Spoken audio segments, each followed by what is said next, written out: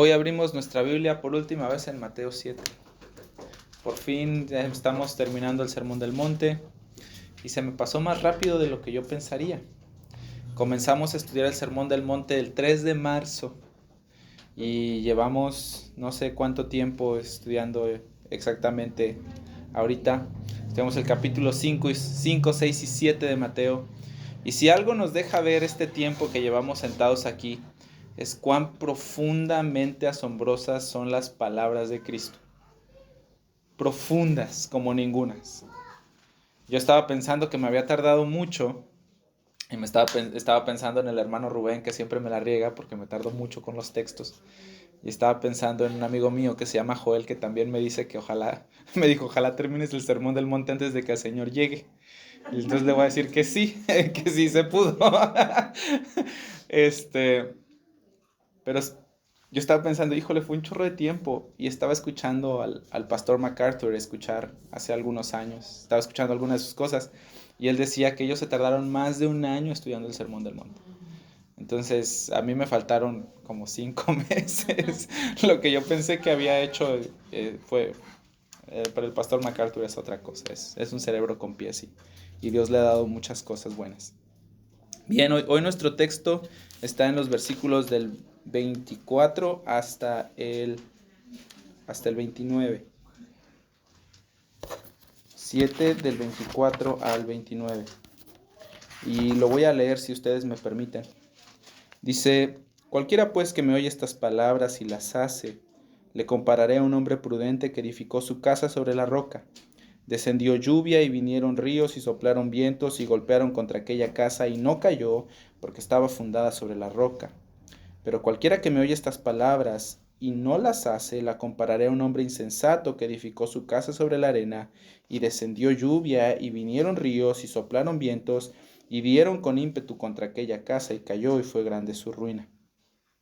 Y cuando terminó Jesús estas palabras, la gente se admiraba de su doctrina porque les enseñaba como quien tiene autoridad y no como los escribas. Vamos a orar, ¿sí? Padre, escuchamos a tu Hijo Jesús, a quien tú le diste toda la autoridad sobre el cielo y la tierra. No estamos enfrente de las palabras de cualquiera. No es un filósofo, no es un coach. Estamos delante de las palabras del Hijo de Dios. Así que ayúdanos a escuchar reverentemente, con temor. Padre, yo te pido eso para Buen Pastor, que siempre seamos una iglesia que te escuche con temor, porque tú miras a aquellos que tiemblan delante de tu palabra y que son humildes delante de ti. Así que ahora, por favor, ayúdanos. Te lo pedimos en el nombre de Jesús. Amén. Bien, hace poquito, quiero decir, entre comillas, construimos las bardas de la casa porque las construyó mi hermano, pero construimos las bardas de la casa, y cuando construimos las bardas de la casa, cuando teníamos ese proyecto, nosotros nos dimos cuenta que la tierra donde nosotros vivimos es una tierra bastante arcillosa. Es decir, cuando se moja, la tierra pasas un cachito de tierra y después parece como Play-Doh. ¿Han jugado con esa plastilina?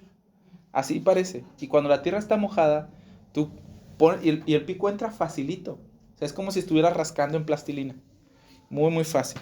Entonces, cuando yo tenía la idea de este proyecto, hablé con mi otro hermano, que es arquitecto, y le dije, oye, ¿cómo ves esto y lo otro? Y me dijo, mira, tienes que hacerle así y ponerle una placa de concreto de como de 30 centímetros, y tienes que ponerle mucho, mucho, mucho metal y varillas y quién sabe qué y esto y lo otro.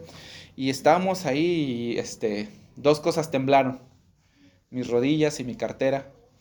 Estábamos así como que muy preocupados por si nos alcanzaría o no. Eh, Muchas personas me decían, bueno, puedes hacer dos cosas, o pagas los materiales o pagas el albañil, pero las dos no, es muy caro. Y yo le decía eso a mi hermano, le decía, oye, no le podríamos hacer de otra manera, sabes que es mucho el costo. Y me decía, mira, es más caro que después se eche a perder, lo tengas que deshacer y tengas que volverlo a construir bien. Entonces, con eso en mente, yo dije, Bueno, veremos qué hacemos. Dios suplió ahí algunas cosas.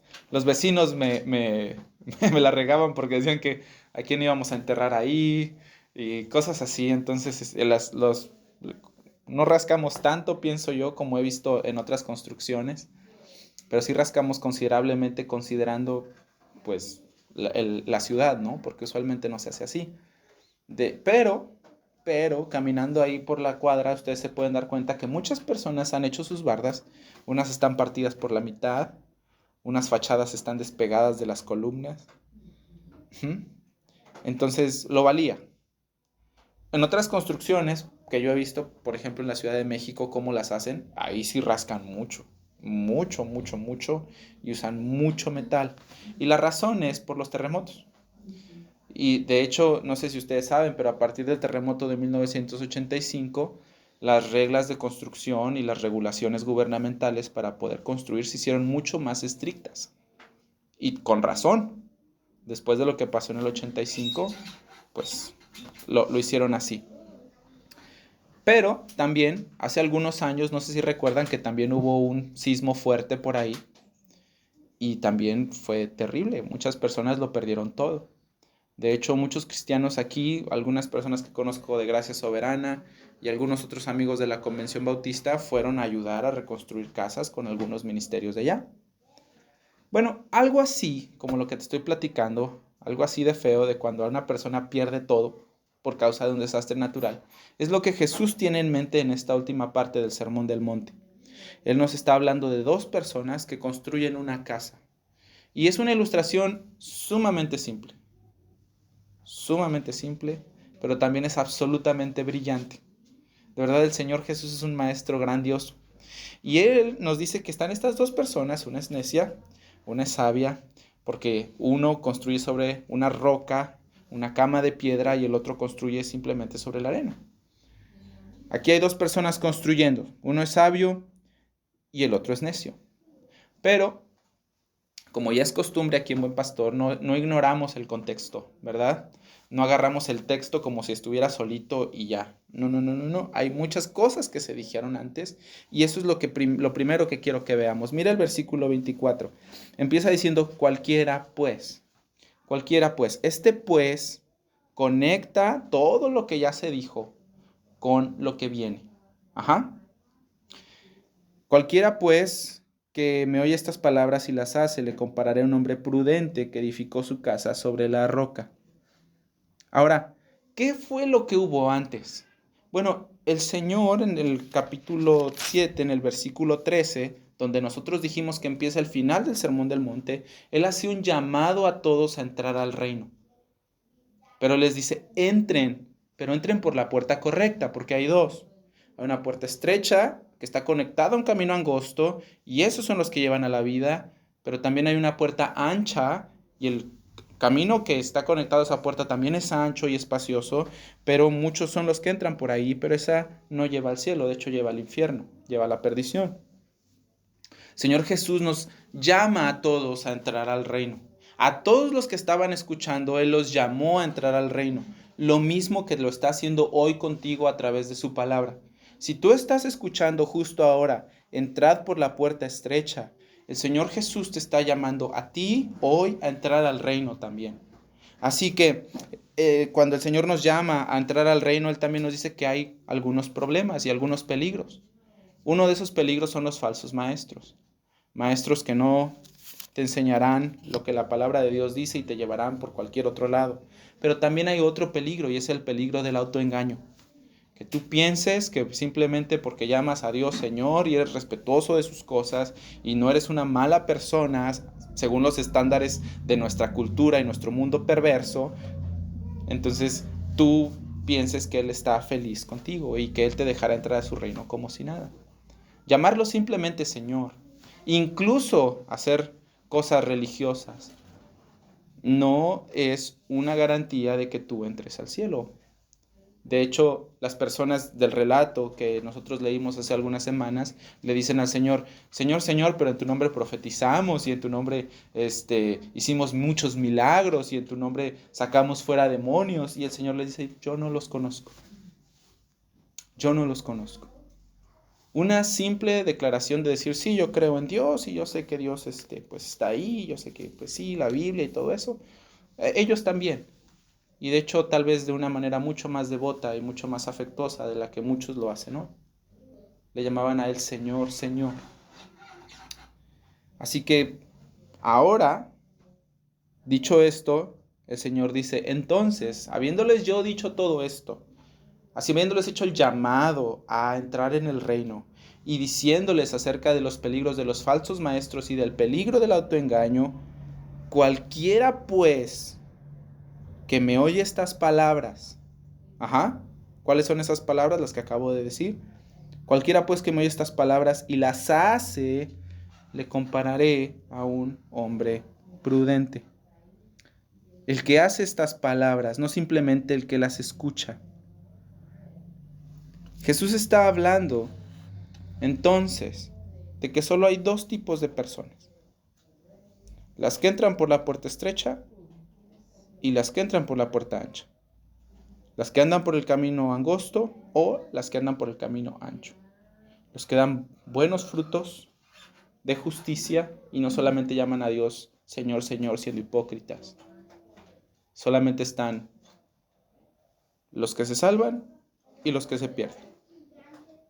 Los sabios que escuchan y hacen lo que Él los llamó a hacer. Y los que simplemente escuchan y se regresan a su casa como si nada hubiera pasado. Solamente hay dos tipos de personas en el mundo. Los que se salvan y los que se pierden. No hay punto medio.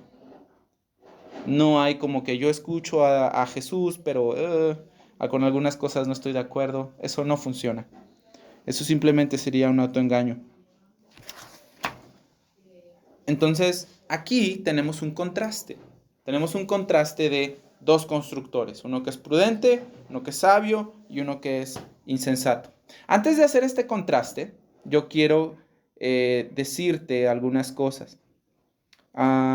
Primero, quiero que notes que cuando el edificio es construido, el cimiento ya no se ve.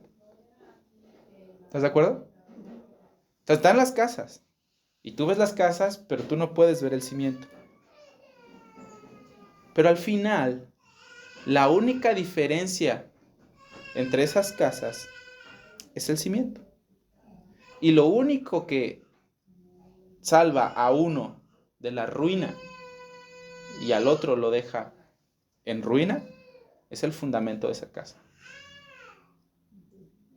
Es invisible. Puede que haya muchos cristianos que tú no ves lo que ellos traen adentro. Se pueden ver como cualquier otro cristiano. Vienen, se sientan, escuchan, van a la clase, aprenden los versículos, se memorizan los libros de la Biblia, como cualquier otro. Pero hay un fundamento en unos que los hace diferente que a los otros. Vemos aquí entonces a dos constructores ilustrados, o vemos aquí a los cristianos ilustrados como dos constructores, y los dos están involucrados en cierta actividad religiosa, espiritual, si quisieras, porque ellos escuchan la palabra y empiezan a construir, ¿no? Ambos escuchan las palabras de Cristo, ambos construyen un edificio, los dos están haciendo algo. Como dije, tal vez los dos no simplemente leen la Biblia, tal vez hasta ayudan en la iglesia, tal vez son personas que están ahí constantemente, tocan la guitarra, recogen la ofrenda, no lo sé. Tal vez ellos enseñan, no tengo idea. Pero al final, cuando la tormenta llega y prueba la construcción, lo único que mantiene a una y a otra son los cimientos.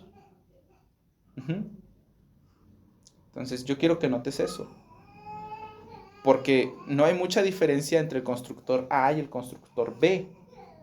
Los dos construyen una casa. Tal vez yo podría decir que los dos construyeron incluso en el mismo lugar, porque la misma tormenta golpea las dos casas. Tal vez incluso yo podría decir que los dos construyen la misma casa. Ahora, no el mismo edificio, sino que la misma casa en el sentido de como las casas de Infonavit. Son igualitas. O sea, tú vas de una a otra y no hay gran diferencia. La historia que nosotros acabamos de leer no sugiere que una casa es más grande que la otra, no sugiere que en una se usaron mejores materiales, no dice que una es más bonita o más fea. El único diferenciador es el cimiento. Entonces, ¿por qué te estoy diciendo esto? Porque esta historia, en este contexto, tiene un sentido. La mayoría de las personas que enseñan este texto y que ignoran el contexto en el que está, te lo enseñan de esta manera. Mira, aquí hay dos hombres y uno construye su casa sobre la roca. O sea que si tú obedeces la palabra de Dios y si tú construyes tu vida sobre Cristo, cuando vengan las tormentas de la vida y cuando vengan las cosas difíciles y cuando las cosas te vayan mal, entonces tú vas a poder mantenerte en pie porque tú construiste sobre algo más fuerte, sobre algo eterno. Si construyes tu vida en otra cosa que no sea Cristo, no importa lo que sea, cuando vengan las dificultades de la vida, no estarás lo suficientemente fuerte para resistirlas. Entonces, pues para que te vaya bien en tu vida, construye tu vida sobre Jesús y obedece lo que Él te dice. Pero eso en sí no creo que sea lo que el texto está diciendo. Yo no lo creo así. Miren, aquí vemos, como les dije, dos hombres, dos casas, dos cimientos. Y empecemos por ahí. Empecemos por el cimiento. El Señor Jesús dijo que el hombre sabio, el hombre prudente, edificó su casa sobre la roca. ¿Cierto? El hombre necio la edificó sobre la arena. Bien, empecemos ahí. Yo creo que el pasaje deja claro lo que la roca es. Si ustedes leen algún comentario bíblico o alguna explicación en internet o lo que sea, les van a decir que Dios es la roca. Y posiblemente eso sea, porque la palabra de Dios dice que Dios es nuestro amparo y nuestra fortaleza, nuestra roca en las tribulaciones. Ajá. Algunas personas dicen que Cristo es la roca. Y eso también tiene cierto sentido. Pero el texto yo pienso que ya nos está diciendo lo que la roca es. Mira, versículo 24. El que me oye estas palabras y las hace. Esa es la roca. Dice, le compararé a un hombre que construyó su casa sobre la roca. El hombre insensato, el que construye su casa sobre la arena, fíjate lo que él hace. Versículo 26. Pero cualquiera que me oye estas palabras y no las hace. ¿Te das cuenta? ¿Cuál es la roca entonces? Obediencia. Para hacerlo corto y simple, obediencia. Déjame explicarme a mí mismo. Alguien podría decir, ¿estás enseñando entonces que la salvación es por obras, por lo que uno hace? O sea, si tú te portas bien, entonces Dios te va a salvar cuando venga su juicio, ejemplificado por la tormenta aquí. No, eso no es lo que estoy diciendo. Lo que estoy diciendo es que cualquiera que cree verdaderamente en lo que el Señor ha dicho, invariablemente va a hacer lo que Él dice. Va a ser obediente. Si una persona de verdad cree que Jesús es el Señor, entonces se someterá a Él. Si una persona de verdad cree que lo que Jesús está diciendo es verdad, entonces lo seguirá. Si una persona cree que de verdad lo que el Señor está diciendo es valioso, entonces Él lo hará. Invariablemente. En otras palabras, la obediencia es la marca de un verdadero creyente.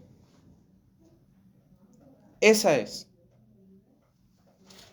Mira, acompáñame por favor a Juan 8. Quiero que revisemos un texto. Juan, el Evangelio de Juan. Después vamos a ir a las cartas de Juan, pero ahorita nos quedamos en el Evangelio de Juan. Evangelio de Juan, capítulo 8, versículo 30. Juan 8:30. Me dicen cuando ya anden por ahí, ¿no? Juan 8:30. ¿Listos? ¿Sí? Mira lo que dice el Señor Jesús. Hablando él estas cosas, hablando él, el Señor Jesús, estas cosas, muchos creyeron en él. ¡Qué bendición! Ellos escucharon, ellos asimilaron, ellos entendieron. Pero mira el versículo que sigue.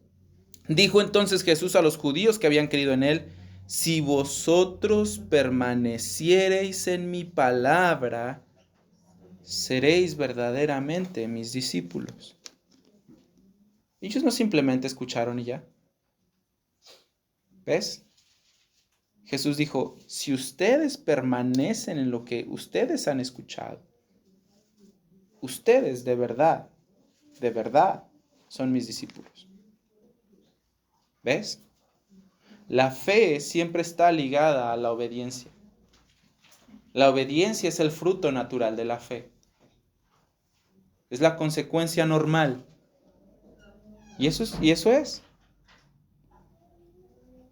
Amar a Cristo, leer su palabra, orar, buscar tener comunión con Él, amar a la iglesia, estar dispuesto a dar la vida por el Señor Jesús, no son cosas raras.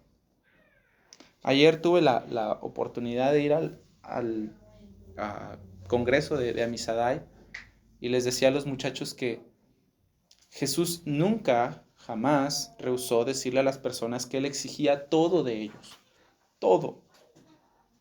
Él incluso les dijo, si alguno quiere venir en pos de mí, que Él le dijo, niéguese a sí mismo, ¿verdad? Toma tu cruz, sígueme. El que pierda su vida por mi causa la hallará, y el que quiera guardar su vida, entonces la perderá. El Señor Jesús está dispuesto a decirle a las personas que Él requiere incluso su vida física de ellos. Y cuando nosotros vemos a un cristiano que se porta así, un cristiano que ama a Cristo profundamente, que está dispuesto a darlo todo, un cristiano que no simplemente va a la iglesia y escucha, sino que un cristiano que de verdad ama a su Señor y lo demuestra con su vida, santificándose y apartándose del mundo, lo vemos como el bicho raro, como el exagerado, como el santurrón. Les decía a los muchachos de Amisadai que escuché a un predicador decir que cuando es como si muchos cuerpos estuvieran muertos, y entonces cuando uno llega a la temperatura de 37 grados, que es la temperatura normal, en este tipo tiene fiebre, llévenlo al doctor. Es una condición muy extraña. Ser obediente, ser sumisamente obediente a la voz de Cristo, alegremente obediente, no es raro, es lo normal. Y es la marca de uno que verdaderamente es su discípulo. Mira, vamos ahora sí a las cartas de Juan.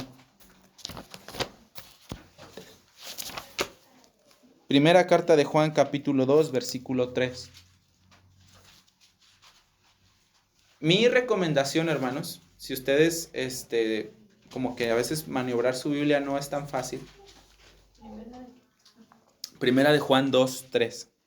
Mi recomendación es que ahí hay cuadernitos, les decía, para mí es mejor que ustedes tengan un cuaderno y que ustedes anoten lo que tienen, porque a veces por estar buscando la cita se nos pasa algo importante. Entonces, si estoy intentando ir despacito, pero si alguna vez sucede, yo te animo a siempre cargar contigo un cuadernito. Siempre, siempre, siempre. Si te hace falta uno, allá hay uno. Si te hace falta una pluma, aquí tenemos muchas. Toma lo que necesitas, ¿sale? Mira lo que dice Primera de Juan 2, versículo 3. Y en esto sabemos que nosotros le conocemos. ¿En qué? Si guardamos sus mandamientos. ¿Cómo sabemos que una persona de verdad conoce a Cristo? Si es obediente. Versículo 4. El que dice, yo le conozco y no guarda sus mandamientos, el tal es un mentiroso y la verdad no está en él. Pero, dice el versículo 5, pero el que guarda su palabra, en este verdaderamente el amor de Dios se ha perfeccionado. Y por eso sabemos que estamos en él. ¿Ves?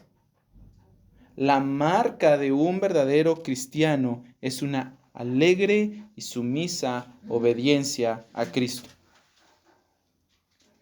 Y tú vas a decir, bueno, ¿y cuáles son las cosas que tenemos que obedecer? ¿Sabes que una vez le hicieron esa misma pregunta al Señor Jesús? Regrésate al Evangelio de Juan.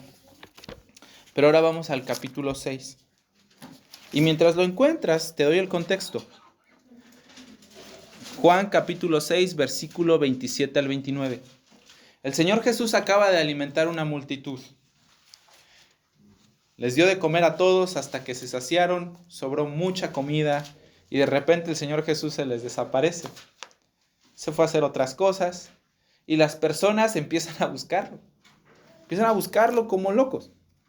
La multitud lo busca, lo encuentra y aquí estamos. Juan capítulo 6, versículo 27 al 29.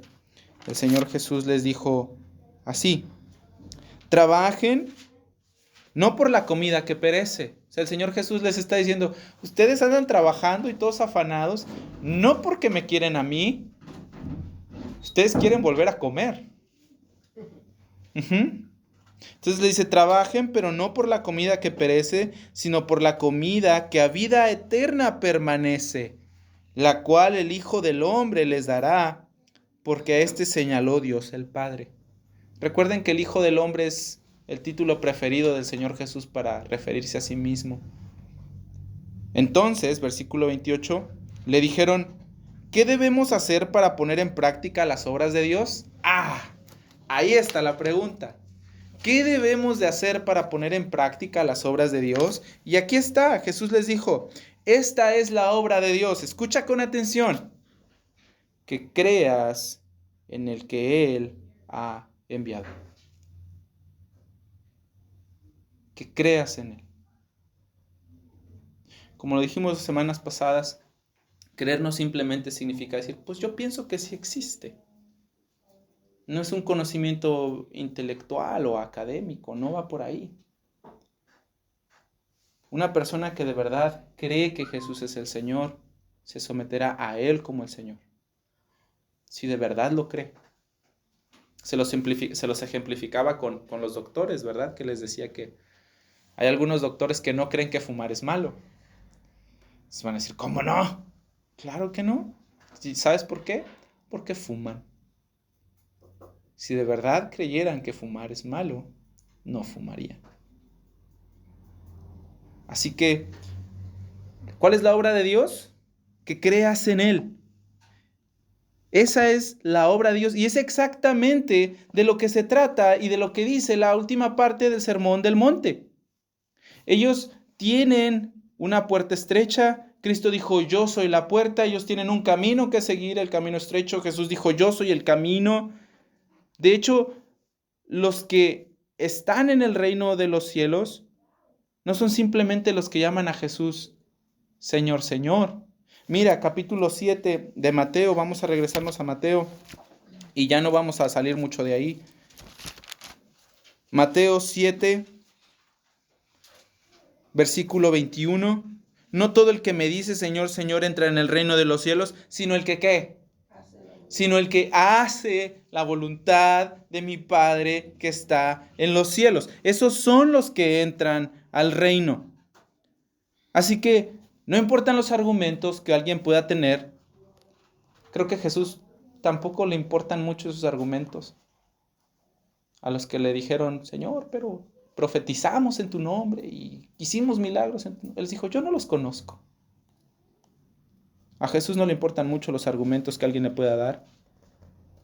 Si la fe y el arrepentimiento que uno pretende no se sostienen en la verdad bíblica de que aquellos que de verdad conocen a Jesús le obedecen, no importa lo que escuches, no importa si escuchas a MacArthur, no importa si escuchas a Paul Washer, no importa si escuchas a Sugel Michelin, no importa si escuchas a Miguel Núñez, no importa si te pones a leer los libros de los puritanos, no importa si te sabes la teología de John Owen de pe a pa, no importa si te sabes el catecismo de Westminster o la Confesión Bautista de 1689 del ABC, no importa lo que tú escuches, no importa cuánto sepas o no importa cuánto asimiles mentalmente, académicamente de las cosas de la Biblia, te estás engañando.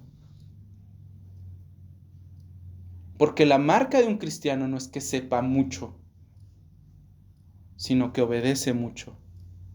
De hecho, Santiago 1:22 dice, sed hacedores de la palabra y no solamente oidores, engañándoos a vosotros mismos. Aquellos verdaderamente salvos son los que tienen una vida de obediencia a Cristo. Y digo tienen porque es constante. No tuvieron. No cuando yo era joven. Sino que la tienen.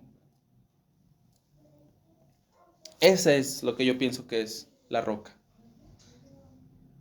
Ellos obedecen a Cristo porque saben que es el Señor.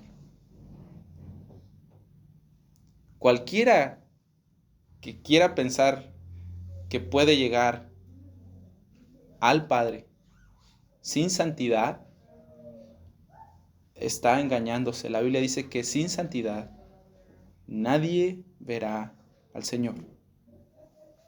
Nadie. También está el otro hombre que construyó sobre la arena. Y si la obediencia tiene que ver con la roca, bueno, pues la arena tiene que ver con una obediencia, más bien yo diría como la de los fariseos, con una obediencia que es meramente exterior. Porque si tú revisas el Sermón del Monte, en el capítulo 6, Jesús constantemente está diciendo, sí den limosna, pero no la hagan como los hipócritas, hablando de los fariseos. Sí ayunen, pero no ayunen como los hipócritas. Sí oren, pero no oren como los hipócritas, porque toda la religión de ellos es una religión de puras apariencias, es algo externo, no es algo que nace en el corazón. Ellos no desean ser obedientes, ellos simplemente desean ser vistos por otros, para quedar bien con alguien. Si, no sé, tal vez a lo mejor tú vas a la iglesia para no tener problemas con tu papá o con tu mamá, o porque así es el asunto, no lo sé. Pero si tu religión está basada en algo que es simplemente exterior, algo que no está basado en fe y en arrepentimiento, entonces eso es arena. Los fariseos eran personas súper religiosas, seguían la ley de una manera súper estricta, desarrollaron un sistema de tradiciones alrededor de la ley para ayudarse entre ellos, entre comillas, a cumplirla. Ellos ayunaban, daban dinero como un acto de misericordia. Eh, Hay una cosa muy chistosa que leí esta semana acerca de la ley. Los fariseos te permitían comerte un huevo que una gallina puso en sábado. O sea, no era permitido, porque pues era trabajo. Y el sábado pues no se trabaja. Si la gallina puso un huevo, no te lo puedes comer. Pero sí te lo podías comer si matabas a la gallina. O sea, era un rollo exagerado. Ellos eran así, no, les decía que no sé si lo recuerdan, pero una de las cosas que más me gustó para ustedes que no estuvieron aquí cuando estudiábamos Marcos, les decía que trabajo lo consideraban ellos cargar el peso de 2 higos secos. Si cargabas más de 2 higos secos de peso, trabajo. No apagaban la luz, porque prenderla significaría trabajo. Es una cosa ridícula. Pero ellos nunca quisieron someterse al Rey Jesús. Ellos nunca se sometieron a Dios. Ellos nunca amaron su ley. Nunca fueron misericordiosos. Esa es arena. Acompáñame a Tito. ¿Quieres ir a Tito conmigo? Tito 1:16. Y mira, es muy interesante lo que Tito nos dice ahí, pero creo que viene a ser otro clavo que termina de afianzar lo que hemos estado hablando. Tito 1, versículo 16.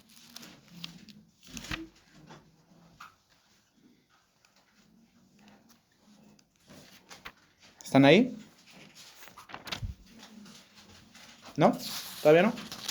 Bueno, si Tito 1:16. Tito es una carta muy chiquitita, entonces tal vez pueda ser problemática para ti. Pero Tito 1:16 dice lo siguiente. Profesan conocer a Dios, pero con los hechos lo niegan, siendo abominables y ¿qué? Y rebeldes, reprobados en cuanto a toda buena obra. El profeta Isaías dijo algo más o menos similar en Isaías 29:13. Dijo, este pueblo con sus labios me honra, pero su corazón está lejos de mí. Es tantito, pero es como cuando alguien va y hace caridad y se toma foto para que salga y todos lo... Ay. Era más o menos lo que hacían los fariseos. Ellos tenían una hora para orar y procuraban que a esa hora de orar estuvieran en el mercado, a la hora donde todos iban pasando, y ahí se ponían a orar para que todos dijeran, ay, mira. Cuando ayunaban ponían su cara de dedos demacrados, no se peinaban para que, mira cómo ayuna. Podría ser. Pero el punto aquí es que, como dijimos, el cimiento está oculto. Y puede que dos cristianos puedan parecer muy similares, dos personas que se llaman a sí mismas cristianas, muy similares, muy similares. Pero la diferencia entre uno y otro es que el uno es obediente y el otro no. Por eso, y yo pienso que eso crea algo de confusión, y por eso creo que he intentado recalcar que es una alegre y sumisa obediencia. Ujú. Porque, ejemplo chafa, pero nosotros tenemos hijos y cuando les decimos a nuestros hijos, ve y lava los trastes, y está, a mi hermana nunca le dices nada, y ella está ahí, y está lavando los trastes, ¿verdad? Pero en su corazón no está lavando los trastes.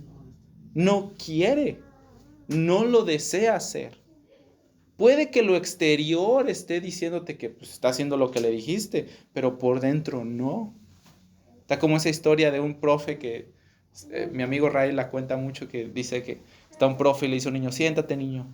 No, no quiero, ya anda el niño como changuito. Y siéntate niño, y el niño no quiere, y para arriba y para abajo. Y el profe agarra al niño y lo sienta en su silla y le dice, te dije que te sentaras y te vas a sentar. Y le dice el niño, sí, pero en mi cabeza estoy parado.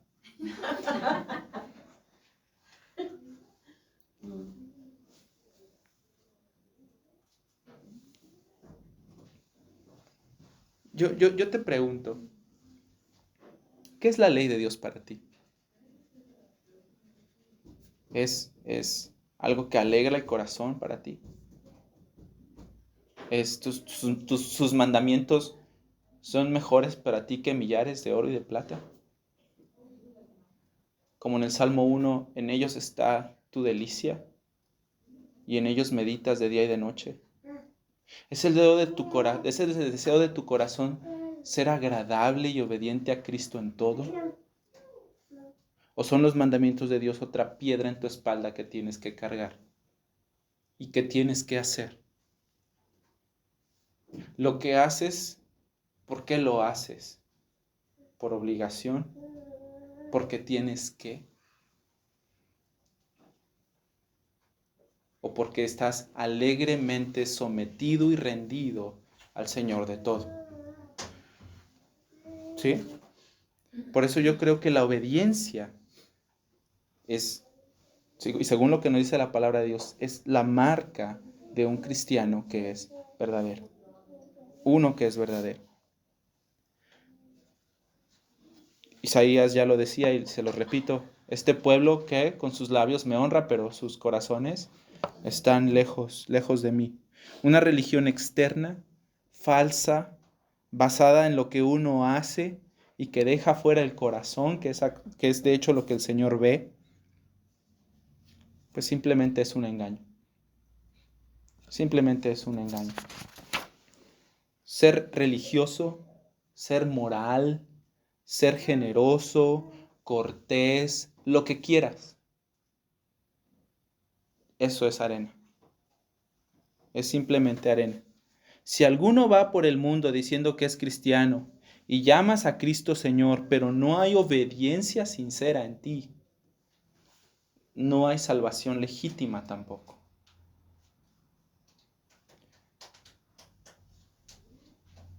Ahora quiero recordarte lo que hacían los cristianos antiguos. Corintios dice que nos examinemos a nosotros mismos y que nos probemos, que probemos nuestra fe. Así que es lo que yo te animo a hacer. Mira tu vida, mira el deseo de tu corazón. ¿Es tu anhelo más profundo más que cualquier otro anhelo el ser obediente a la palabra de Dios? ¿Eso es lo que de verdad deseas? ¿Está tu vida marcada tal vez por la desobediencia?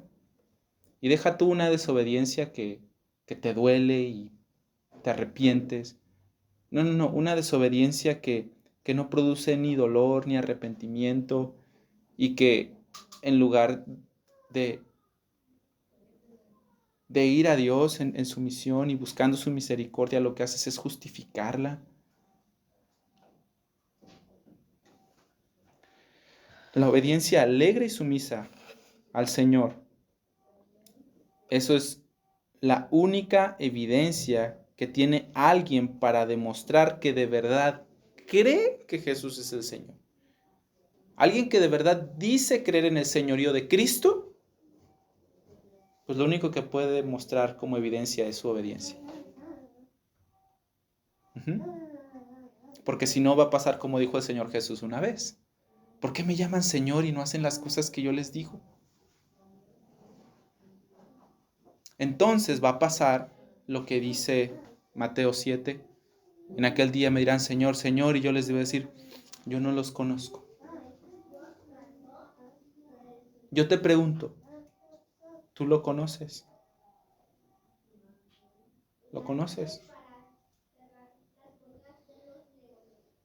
Si tú me dijiste, sí, bien. Te pregunto, ¿él te conoce? Porque mira lo que dijo, yo no los conozco. Él te conoce a ti.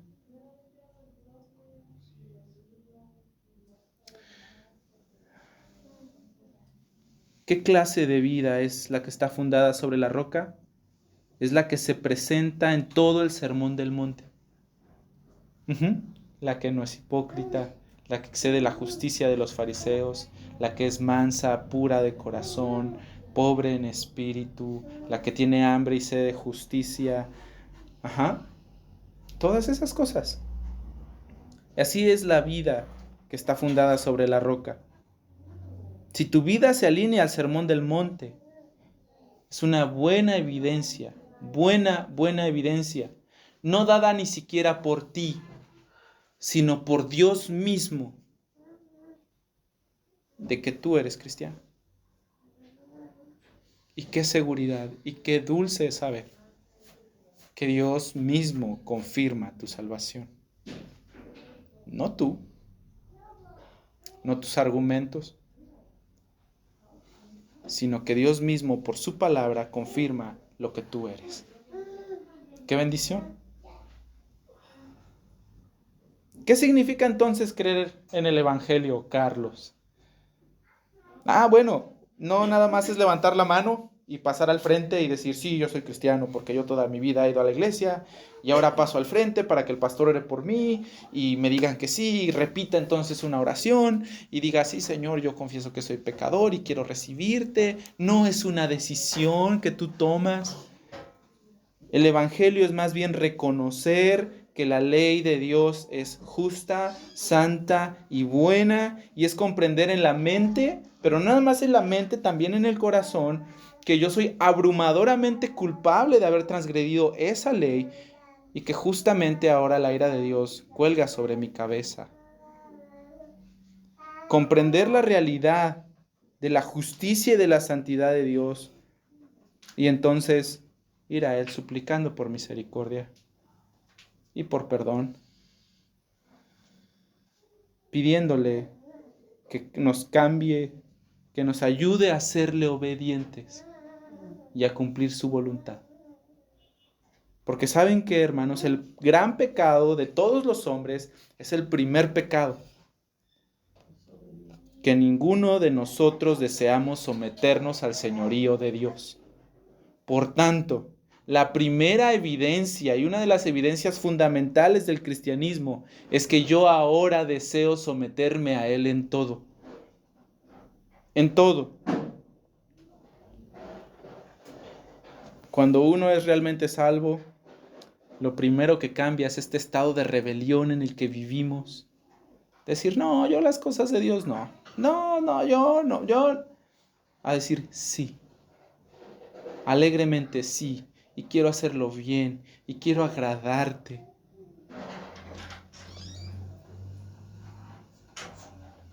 Si tú tal vez te sientes como cucaracha hoy, y tal vez al probarte y al examinarte no estás tan seguro de ser salvo, les voy a repetir lo que le he dicho muchas veces a todos ustedes. Es mejor que digas: Señor, yo viví engañado muchos años, yo pensé que era cristiano, pero no lo soy. A que sigas engañándote y te pierdas por el temor de qué van a decir de mí o qué van a pensar. Pues, ¿qué vamos a pensar? Nada. Que eres uno de nosotros. Un pecador salvo no porque se porta bien, sino porque Dios ha tenido misericordia contigo y te dejó ver, igual que todos los demás. Si tú te sientes como cucaracha, déjame decirte algo. Su amor es mucho más grande y mucho más fuerte que todas las cosas que te hacen indigno. Él murió para limpiarlas todas. Él resucitó para garantizar tu salvación y tu perdón. Arrepiéntete y cree en el Evangelio. El Sermón del Monte ha sido una bendición. Y mientras nosotros lo estudiamos, es mi oración que nosotros vayamos conformándonos a eso. Tal vez eso te diga mucho de ti. Tal vez te diga mucho de la realidad espiritual de personas que quieres. No te canses de orar por ellos. Comparte el Evangelio con ellos. Enséñales. Si tú dices, pues no, esto lo van a tener en internet pronto. Pero enséñales, dales, diles. Y confía en el Señor, porque al final tú no cambias a nadie, tú no salvas a nadie, tú no haces que nadie se arrepienta. Es el Señor, su gracia, su misericordia, su palabra, su ley, la que hace posible la salvación de todos. La salvación es del Señor, toda.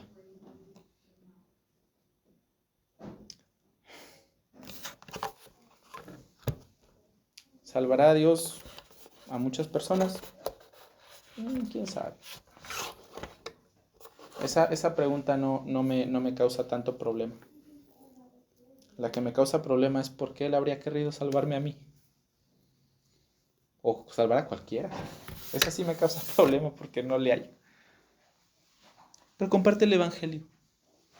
Habla con los demás. Diles. No te canses. El Señor Jesús fue valiente al hablar.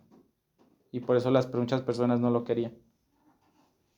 Pero mira, es mejor advertirle a la gente. Incomodarlos, hacerlos sentir raro. Jesús era un evangelista interesante. O él hacía que las personas se abrumaran por su pecado y respondieran al evangelio, o las personas se enojaban y se iban.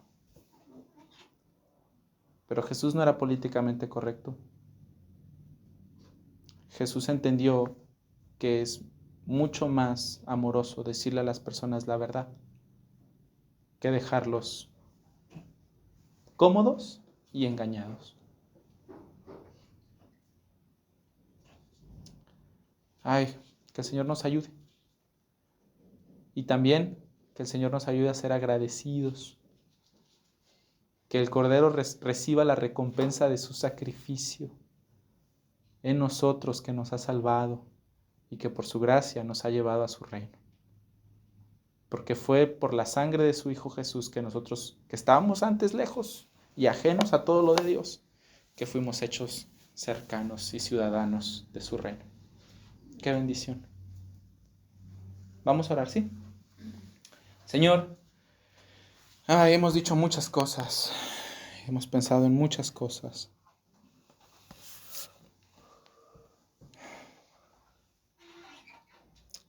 Damos gracias por tu palabra.